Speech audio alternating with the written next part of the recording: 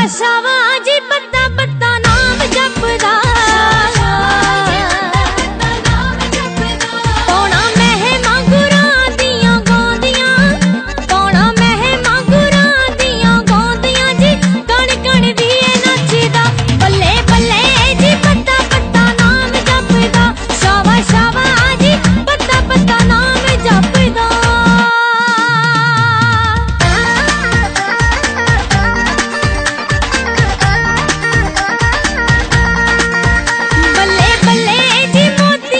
चोली पर लो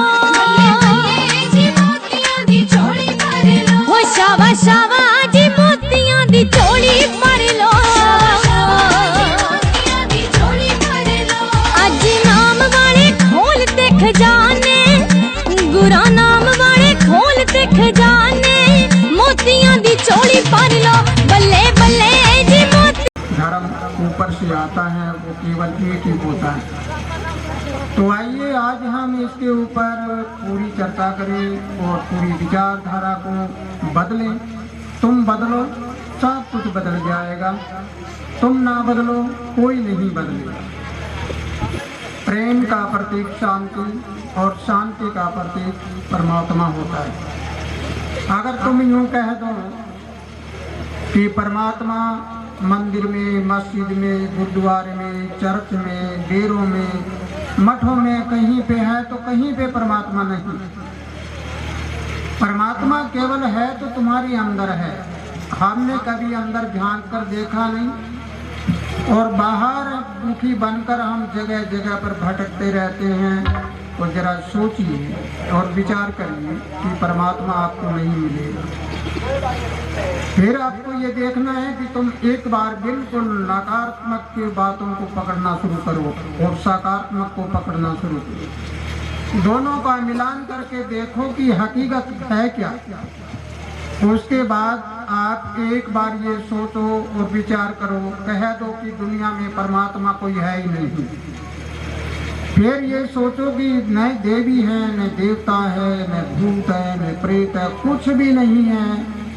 ये सोचकर रात को सोते वक्त, यानी आज रात को तुम सोते वक्त जब आपको नींद आने लगे तब तुम सोचना कि मुझे नींद दिलाने लग रहा है ये कौन है।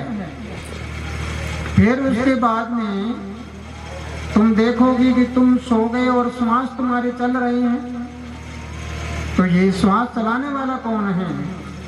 तुम्हारे गुर्दे, फेफड़े सब कुछ काम कर रहे हैं, लेकिन तुम सोए हुए हो। लेकिन तुम सोए हुए भी नहीं, बल्कि तुम कहीं पर घूमने लग रहे हो। तो वो घुमाने वाला भी कौन है? रात को अचानक आपको जाग आ जाती है, ऐसे लगता है कि आपको कोई जगा रहा है। वो ब्रह्मांडीय ताकत, वो विश्व शक्ति, वो वर्ल्ड पावर हर इंसान के साथ होती है, लेकिन अपनी अपनी क्षमता के अनुसार वो आपको फल देती है। फिर आपको सोचना है कि मैं बाहर जो देख रहा हूँ ये नश्वर चीजें हैं और बाहर तो मुझे कोई परमात्मा नजर नहीं आया, लेकिन अंदर चलाने वाला है, मैं एक बार उसको देखूं। जब तुम अपने अंदर झांक कर देखोगे तो तुम्हें कण कण में परमात्मा नजर आएगा। फिर तुम यूं कहोगे कि जहाँ देखूं वहीं परमात्मा, सब जगह परमात्मा है। लेकिन सब जगह जबान से नहीं बल्कि खोज करने से है। मैंने हर समय कहा है, बचपन से यही कहता रहा हूँ, मेरी गाय मत गाना। एक शब्द को एक बार बोल दिया, दोबारा नया बोलता हूँ। पता नहीं कितनी किताबें लिखी है, कितने डायरियाँ भरी पड़ी है, कितने शब्द लिखे हैं, लेकिन फिर मैंने कहा, कांटा मार दिया इस पे कि मेरी गाय हुई कोई मत गाना। मेरी गाय गाओगे तो धक्का यमों की खाओगे और मेरी खोजी खोजोगे तो वो अमर लोग को शोधोगे। तुम्हें तब पता लगेगा जो मैंने खोज किया वो खोज तुम करोगे तो तुम्हें पता लगेगा, अन्यथा पता नहीं लगेगा। तुम अंधेरे में रह जाओ। अगर अंधेरे में रह गया तो मानुष्य जन्म लेने का क्या फायदा है तुम्हारा। इसलिए प्यारी साध संगत, एक बात और बताना चाहूँगा आपको कि बहुत से जीवों में ऐसी एक भ्रांति है, मेरे बारे में कहा जाता है कि इनका कोई गुरु नहीं है, तो गुरु बिना ज्ञान कैसे हुआ। आपको सबको लगभग पता भी होगा कि मेरा कोई देहधारी गुरु नहीं है, ये जन्म सिद्ध है। और गर्भवास भी मुझे याद है, और गर्भवास में क्या प्रक्रिया थी वो भी याद है। और जन्म से जो भी है वो मेरे साथ कौन है। ये जो आज रचना है, ये रचना किसकी है? ये रचना मेरी नहीं है, बल्कि ये उस विश्व शक्ति, उस गॉड लाइट, उस खुदा के नूर, उस परम शक्ति के हैं। वो परम सत्ता है, उस परम सत्ता ने मुझे अपनाया और मेरे शरीर को पहले भेजा और फिर वो खुद आकर उसमें समाया। जब वो इसमें आकर समाया तब ये सारी रचनाएं हुई। आप देखिए कि मैं अपनी जन्मभूमि में हूँ, जहाँ पर जन्मा हूँ वहीं का वहीं हूँ। उसके बाद अपने गृहस्थ में हूँ, बेटे हैं, पोते हैं, घर बैठे फकीर। फिर देखना है कि मैं अपने गांव में पहला अपना परिवार को जोड़ा, दूसरा मैंने अपने गांव को जोड़ा। गांव में मेरा कोई विरोध नहीं, सब मेरे अपने हैं। मुझे कोई माने या ना माने, मैं सबको मानता हूँ, सबके साथ प्यार करता हूँ। और मेरा परिवार पूरा संसार है, मैं किसी लिमिटेड जगह पर नहीं हूँ, कोई मेरा दायरा नहीं, सब मेरा परिवार है, सब मेरा परिवार है। तो जब आपके दिमाग से ये निकल जाएगा कि गुरु के बिना आज ये जो रचना हो रही है और ये 33वां प्रकाश उत्सव है, तो आप सोचोगे कि अपनी जन्मभूमि में कोई बाहर जाकर तो कोई भी संत पक सकता है, लेकिन अपनी जन्मभूमि में कौन माने। मैं यहाँ पढ़ा भी हूँ और यहाँ में खेला कूदा, किसी के साथ रहा हूँ, मेरे चाचा ताऊ और सब कुछ है यहाँ पर, लेकिन उनमें ही मैं एक संत महात्मा के रूप में एक सतगुरु की गद्दी पे कैसे हूँ। ये उस परम सत्ता की ताकत है, वो परम सत्ता है, उसकी ताकत है, उसने सब कुछ कराया। और वो तुम भी खाली नहीं हो, खाली कोई नहीं है, तुम्हारे साथ भी है। फर्क इतना है कि तुम्हारा ध्यान संसार में रहता है और मेरा ध्यान उस निराकार में रहता है। जब यहाँ पर हम शिव शक्ति के पास जाते हैं तो ये हमारा अटल अटारी है, जैसे एक देश से दूसरे देश में जाते हैं।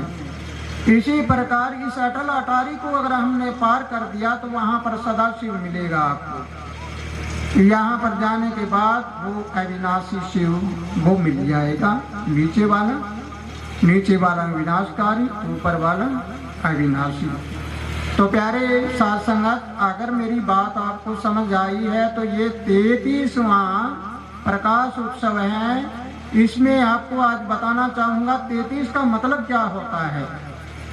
मेरी 33 वर्ष की आयु हुई, पहले जन्म से ये वचन थे उस परम सत्ता के कि जब आपकी आयु 33 वर्ष की होगी तब आपको संसारिक सारे धंधे छोड़ने पड़ेंगे और संन्यास में जाना पड़ेगा। तो मैंने उनका कहना मानकर अपना 33 वर्ष का समय है वो बिताया और अपना कार्य किया। जो भी मैंने कार्य किया, कोई नौकरी करी या मैंने बिजनेस किया और किया, वो करता रहा। राजनीति में भी किया, सब कुछ करता रहा। लेकिन जब समय आने के बाद तुरंत उसको त्याग कर अपना ये चोला धारण कर लिया। आप जरा सोचे, 33 तो वो था और अब ये 33 वर्ष हो गए। 33 का फार्मूला होता क्या है, इसके बारे में आज आपको जानना है कि 1 से लेकर 9 तक अंक कैसे बने। 3 का अंक होता है, ये सतगुरु का होता है, ये हमारे यहाँ पर होता है तालु।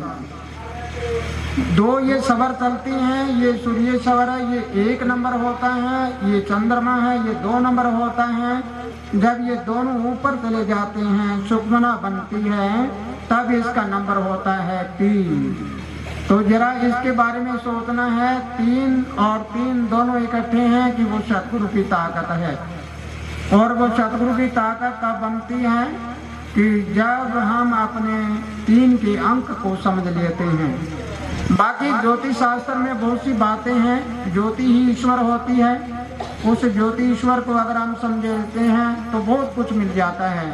लेकिन आज तो समय की कमी है। समय की कमी होने के कारण पूरी बातें नहीं बता पाऊंगा, लेकिन इतना जरूर बताऊंगा कि इस दुनिया में गुरु और सतगुरु दो चीजें होती है। गुरु क्या होता है? गुरु होता है गुरु का गुरु बनाया हुआ। जैसे एक मास्टर को, एक बच्चे को पढ़ाया एक मास्टर ने और फिर वो मास्टर वो बन गया, इसी प्रकार एक गुरु ने अपने शिष्य को पढ़ाया, वो आगे गुरु बन गया, वो आगे गुरु बन गया, वो आगे गुरु बन गया। लेकिन सतगुरु जब आता है तो वो सारा सामान आपका ही अपना ही लेकर आता है। आप देखिए, इतिहास देखिए, गुरु नानक देव जी का देखिए, कबीर साहिब का, रविदास जी का, जम्बेश्वर भगवान का, किसी का इतिहास देखिए, वो किसी का बरता हुआ सामान प्रयोग नहीं करता, वो उनके आपका खुद का होता है। तो इसलिए आज गुरु और सतगुरु के बारे में आपको थोड़ा सा जानकारी दूंगा। इसके बारे में आपको पूरा समझना है, अगर समझ लिया तो सब कुछ मिल जाएगा।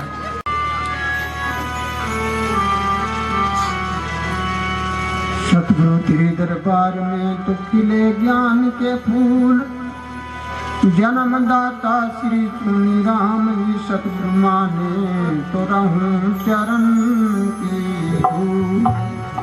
प्यारी साध संगत जी, अभी बेटी ने बताया था माता पिता भी तुम्हारे गुरु होते हैं। प्रथम गुरु वही होते हैं, माता पिता ने जन्म दिया तो उनको भी एक ऐसा दर्जा देना चाहिए कि वो माता पिता भी तुम्हारे गुणगान करें कि संतान हो तो ऐसी हो। इसी प्रकार जब तुम माता पिता की सेवा करना सीख लोगे, लेकिन एक बात और बताना चाहूँ, कुछ माता पिता भी ऐसे होते हैं जो सेवा नहीं करवाते, वो अपने बच्चों को ठुकरा देते हैं। उनका जिक्र नहीं है, उनका जिक्र है जो अच्छे शहंशाह विचारधारा के हैं और वो अपने बच्चों को अच्छे तरीके से रखते हैं। तो अब आपको ये समझना है गुरु और सतगुरु के बारे में, और अगर इसमें समझ लिया तो अमृत और जहर के बारे में पता लग जाएगा हकीकत क्या है।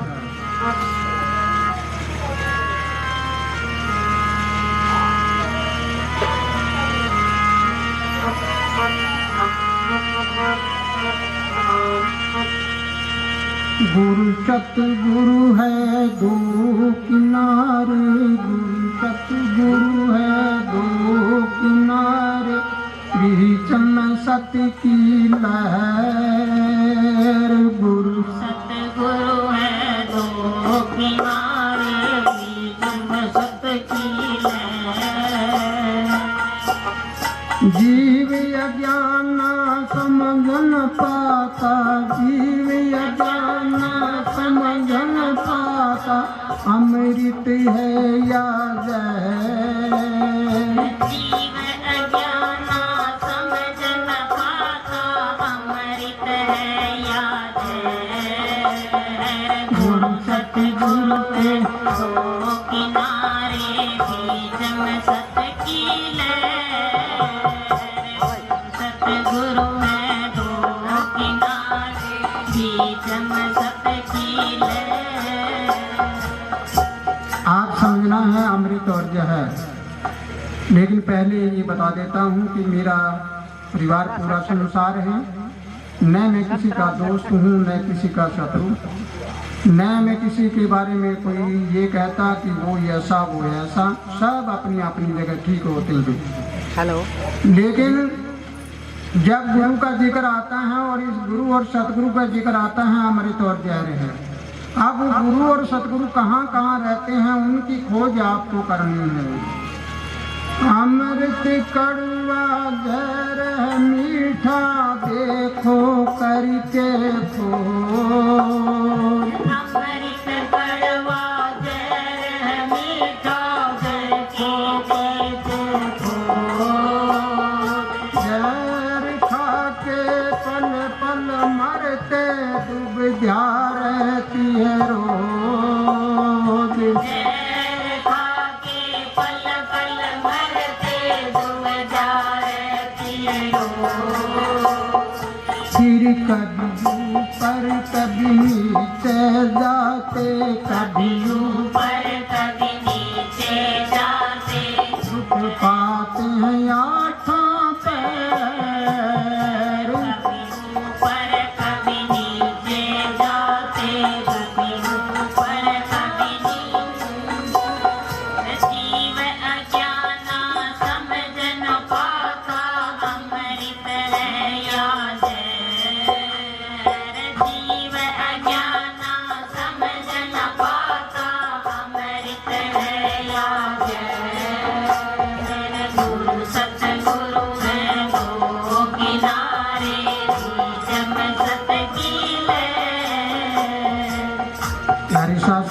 समझाए आपको कि अमृत और जहर, अमृत है वो कड़वा होता है, सच है वो कड़वा होता है, और अगर हम असत बोलते हैं वो बड़ा मीठा लगता है। और जहर मीठा होता है। आपने देखा है कि जमींदार लोग खेतों में स्प्रे करते हैं, उसमें बड़ी सुगंध आती है, जीव कैसे मरता है?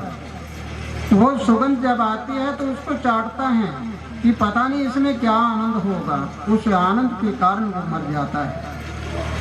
इसी प्रकार अगर हमने देख लिया कि जहर खा खा के और हर पल मर रहे हैं इंसान, अब ये सोचना है तुमका जिक्र है, तुम्हारा जिक्र है ये कि हम जहर खा खा कर हर पल मर रहे हैं, हर रोज मर रहे हैं, लेकिन कभी ऊपर कभी नीचे, कभी ऊपर कभी नीचे, ऐसे हम चलते जा रहे हैं और दुखी रहते हैं, आठों पैर दुखी रहते हैं। लेकिन इस बात के बारे में आज खोज करके देखना है कि हकीकत में है क्या, मामला क्या है। अगर इसका आपने जान लिया तो बहुत कुछ बातों का आपको पता लग जाएगा। गुरु सतगुरु है दो किनारे, गुरु सतगुरु है दो किनारे, बीच में सत की अज्ञाना समझ न पातो, अमृत है याद है। अब आपको समझना है सतगुरु कहाँ रहता है और गुरु कहाँ रहता है। सतगुरु गाँव और गुरु शहर में करते हैं अपना बात। सतगुरु गाँव और गुरु शहर में करते अपना बात। कर्म वाले पारख करते वो बन के रहते हैं दास। कर्मों वाले पारख करते वो बन के रहते दास। एक तरफ है जग की माया, एक तरफ है जग की माया, पूजी ज्ञान की मेरे जीव अज्ञाना समझ न पाता। अमृत है याद है।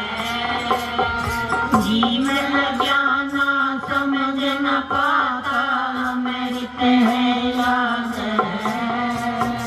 गुरु सतगुरु है दो किनारे, गुरु सब में सब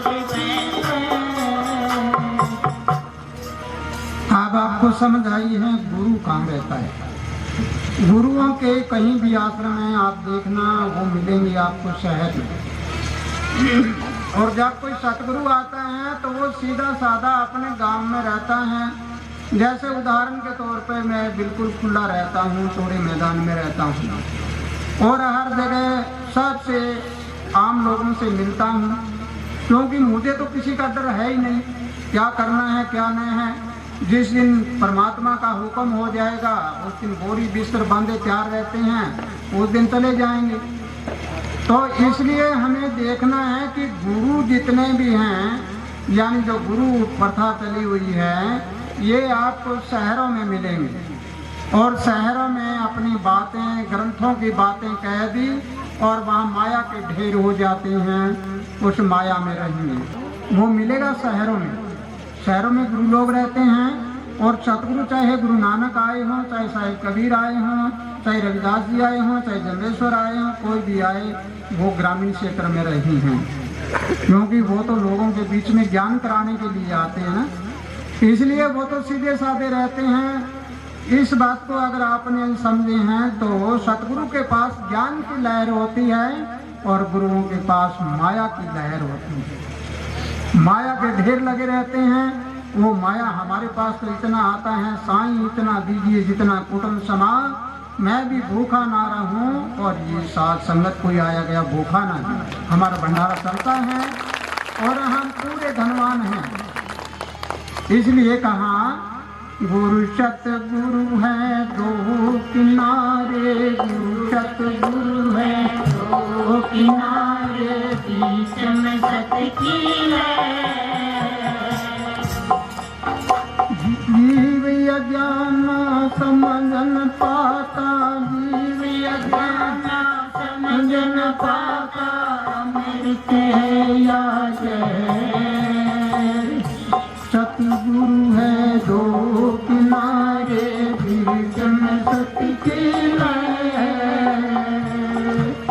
आप जरा सुनो इसके बारे में। गुरु बसते हैं सरपना में, जहाँ होती सुख सुविधा सारी। गुरु बसते हैं सरपना में, सुख सुविधा हो सारी। फिर सतगुरु बसता है जंगल के माँ, बन के खुद पर सारी। सतगुरु रहना जंगल के माँ, बन के खुद पर सारी। गुरु सतगुरु की पारख कर लो, गुरु सतगुरु की पारख कर लो, देख के नदी और नहर। जीव अज्ञान समझ न पाता, अमृत है या जहर। जीव अज्ञान समझ न पाता, अमृत है या जहर।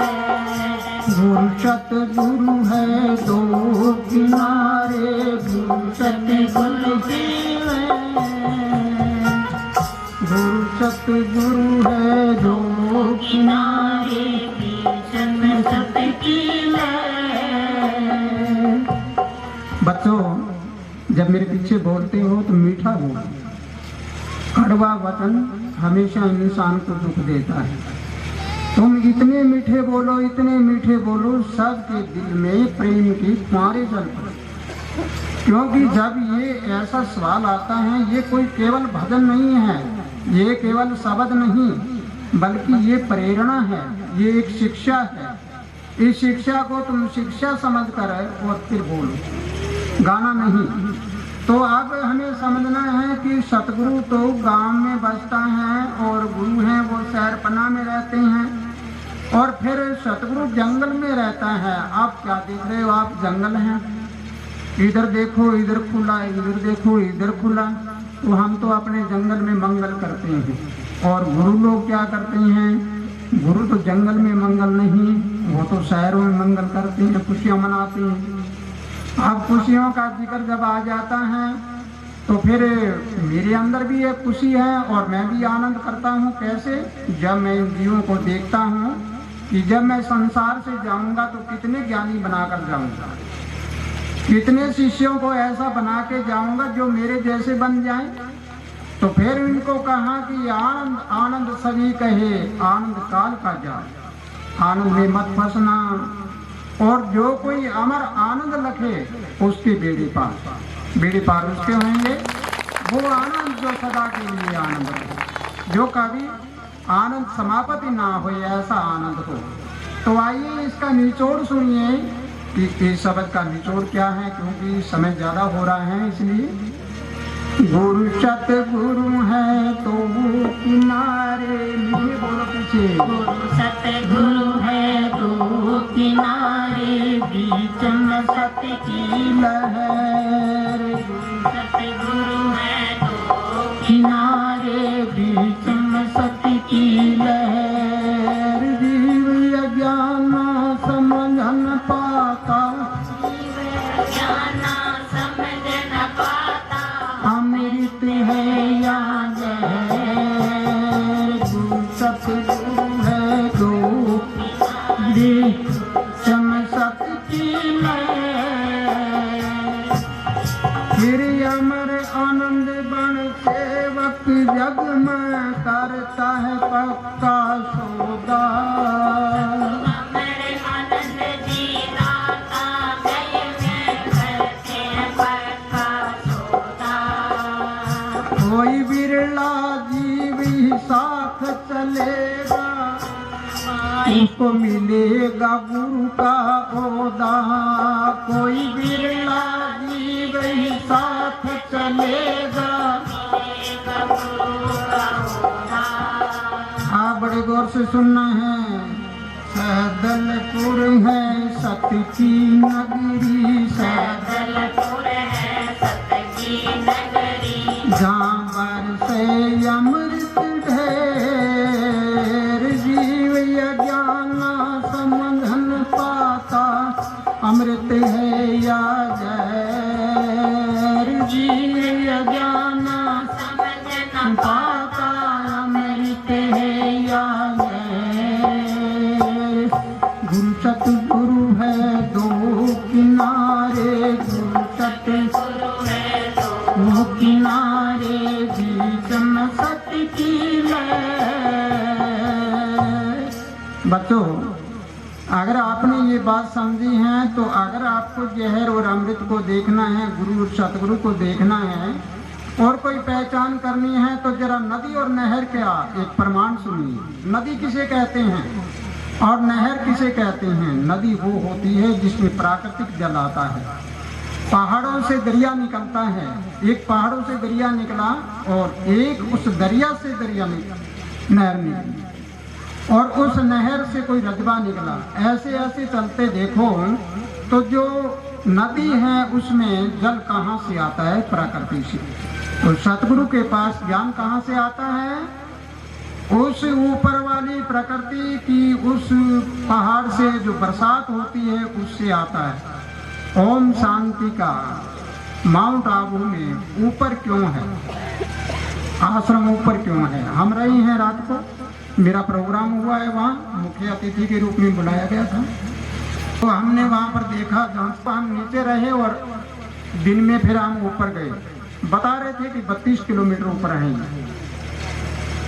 तो वहाँ जाकर हमने अध्ययन किया कि जब ऊपर से कुछ आता है तो हम यहाँ पर रहिए, हमारा पहाड़ है और नीचे वाला ये हमारा नीचे वाला ये शरीर है। अगर हम नीचे वाले में रहेंगे तो हम मन के बस में होकर संसारिक बातें करेंगे। अगर यहाँ ऊपर वाले में रहेंगे तो ऊपर की ऊर्जा आती है, ऊपर के हमारी आकर्षण होता है, वो आकर्षण आता है तो हमारे अंदर वो पावर भर जाती है, वो ताकत भर जाती है, जिस ताकत से हम असंभव को संभव बना सकते हैं। जैसे उदाहरण के तौर पर कोई भी संत आया है, उन्होंने क्या किया? उन्होंने कहाँ लगाया अपना आश्रम? उस जगह लगाया जिस जगह कोई नहीं मानता, उस जगह लगाया जिस जगह कोई लड़ाई झगड़ा दंगा फसाद ज्यादा होती है। अगर शांति प्रिय लोगों में एक सतगुरु आकर वहाँ अपना प्रचार करने लग जाए, मान लो, तो उसको क्या बुराया? इसलिए मेरा अपना अनुभव है, मैं अपने जन्म से मेरे गांव में हाथ जोड़ जोड़ कर सबके साथ रह कर कहा कि हम लड़ाई झगड़ा बंद करें, हम सब प्यार करना सीखें, सब जगह खुशी अमन चैन से रहें। तो इसलिए किसी प्रकार कोई भी सतगुरु जब आता है तो वो हमेशा यहाँ रहता है। वो ऊर्जा प्राकृतिक ऊर्जा आती है, वो नहीं कि हम किताबों से पढ़ के ले, नहीं, वो अपना अनुभव होता है। मेडिटेशन करें या हम और कोई साधन देखें, सब साधनों से हमें पता लग जाता है कि हकीकत होता क्या है। इसलिए प्यारी साथ संगत, अगर ये बात समझ आई है तो तुम प्रेम करना सीखो। प्रेम करोगे तो शांति रहेगी और शांति रहेगी तो तुम्हारे घर में परमात्मा आएगा। और अब जरा ये एक वाला कार्यक्रम करें, इतने तक थोड़ा सा जमे रहना, लेकिन एक छोटा सा एक दो लाइन बताता हूँ आपको।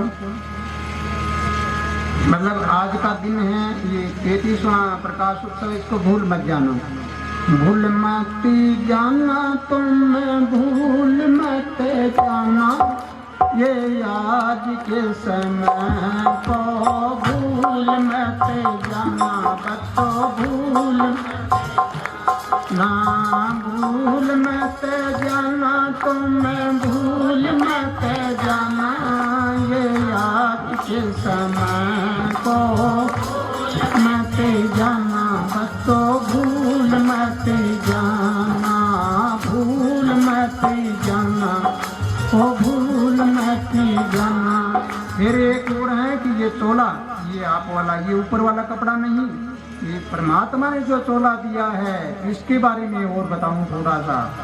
भूल मत जाना बच्चों, भूल मत जाना ये चोला मिया, इसको भूल मत जाना, देखो भूल मत ना, भूल मत जाना, मैं भूल मत जाना, ये चोला मिया, इसको भूल मत जाना, भूल मत जाना, देखो भूल मत जाना, भूल मत, हाँ भूल मत जाना।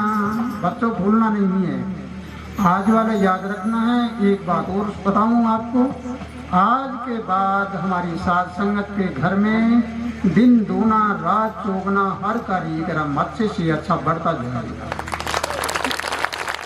लेकिन अब इससे अगली बात और सुनो, तुम्हारी नीयत का प्रमाण होगा।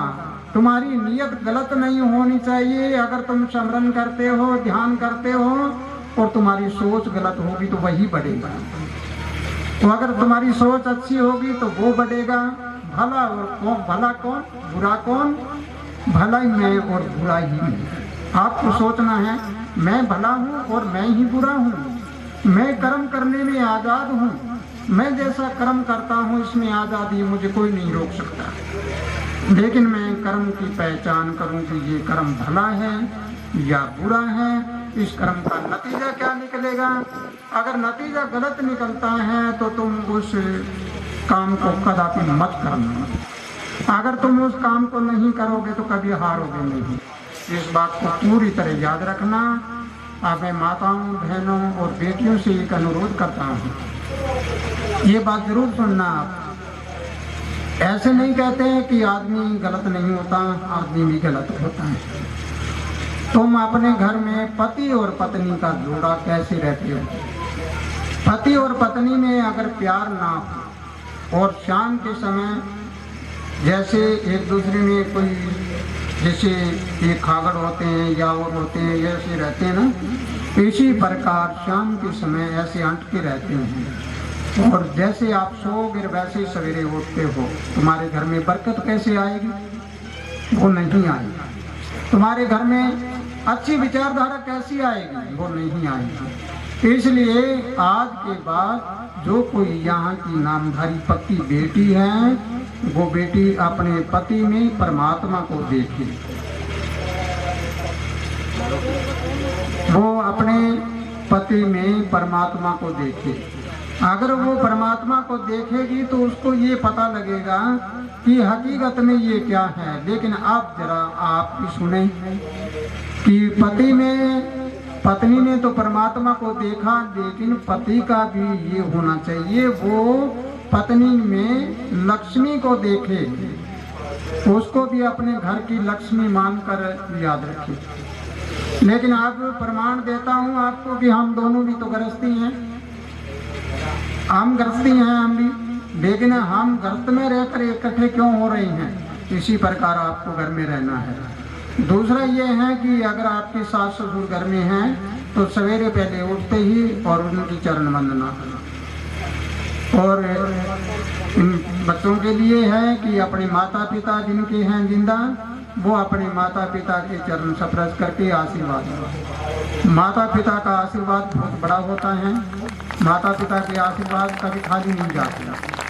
और जब बुढ़ापा किसी में आ गया तो तुम्हें जिसने पालन पोषण करके, बच्चा था तुम्हारा पालन पोषण किया, ऐसे ही बच्चे की तरह अपने माता पिता का पालन पोषण करो। ये है सच्चा सत्संग और ये है सच्चा नेम और ये है सच्चा धर्म और ये है हमारा दीन और ईमान। अगर ये बात आपको समझ आई है तो बच्चों आज के बाद लड़ाई झगड़ा बंद करो और किसी प्रकार तनावी जिंदगी मत जीना। मुझे तो शांति में जीना बड़ा आनंद आता है। मैं हमेशा शांति में रहता हूँ। मैं सुनता ही नहीं, कोई बुरी बात होती वो सुनता नहीं, और अच्छी है उसको सुनता हूँ। एक छोटा सा बच्चा आता है मेरे पास तो भी उसको गले लगाकर उसकी बात सुनता हूँ। तुमने देखा भी है ये तो इसलिए आप में यही गुण होना चाहिए। अगर यूँ कहो कि हम यहाँ के ये हम नामधारी हैं, आपकी बेटियां हैं, आपके बेटे हैं, तो आपको नियम अपनाना पड़ेगा। शरीर के 3 दोष होते हैं, चोरी, जारी और हत्या। मन के 3 दोष होते हैं, ईर्ष्या, घमंड और मनसापात। जबान के 4 दोष होते हैं, कड़वा वचन, झूठ और चुगली। तुम इसको परिवर्तन कर दो, तुम इसको परिवर्तन कर दो। ये अगर तुम्हारे में 10 दोष हैं तो तुम्हारे घर में निश्चित झगड़ा होता है। अगर इसकी जगह आप ईमानदारी, संतोष, शांति, मीठा वचन, प्रेम ये अपना लेते हो, क्योंकि दोनों बीच में है एक मन, हमारा पिंडी मन है संसार वाला, और एक भरमंडी मन है। भरमंड वाला मन है वो हमेशा ऊपर की बात करेगा, यानी सदाशिव की बात करेगा, और ये पिंड वाला है ये नीचे वाली बात करेगा। नीचे वाली बात करेगा तो तुम्हारी झगड़ा होगा। इसलिए प्यारे बच्चों, आज का सत्संग समापन करने से पहले एक बार ये केक आपको बांट देते हैं और केक काटते हैं।